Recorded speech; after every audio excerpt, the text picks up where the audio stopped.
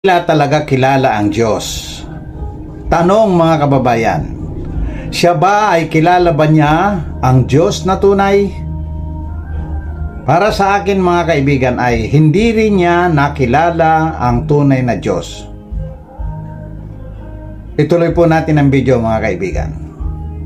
Kasi ang sabi, malulupit, mga masuwain, mga itinakwil sa bawat gawang mabuti. Ang pagkilala po kasi sa Diyos mga kababayan ay paggawa ng mabuti.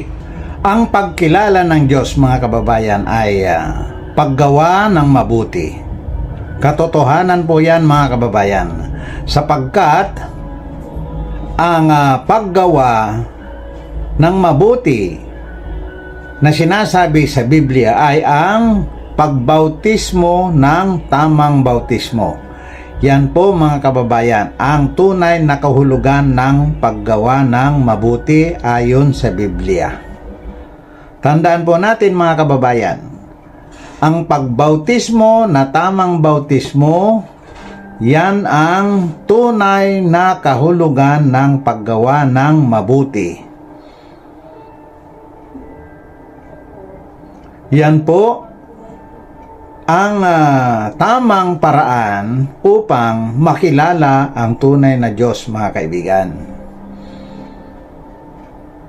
Narinig po natin na sinabi niya na ang pagkilala ng tunay na Diyos ay ang paggawa ng mabuti.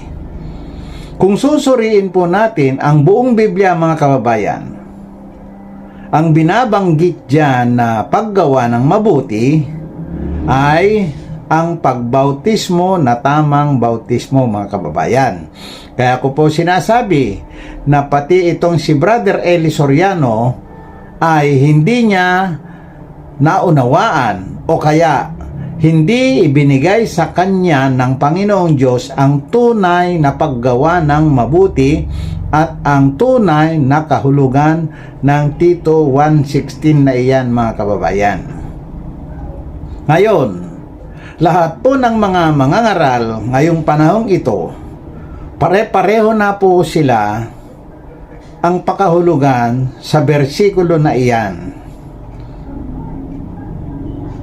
Ang kanilang itinuturo mga kababayan ay yung mga gawang mabubuti, yun lamang ang kanilang naunawaan. Yung mga gawang mabuti ng mga tao, hanggang dun lang po sila.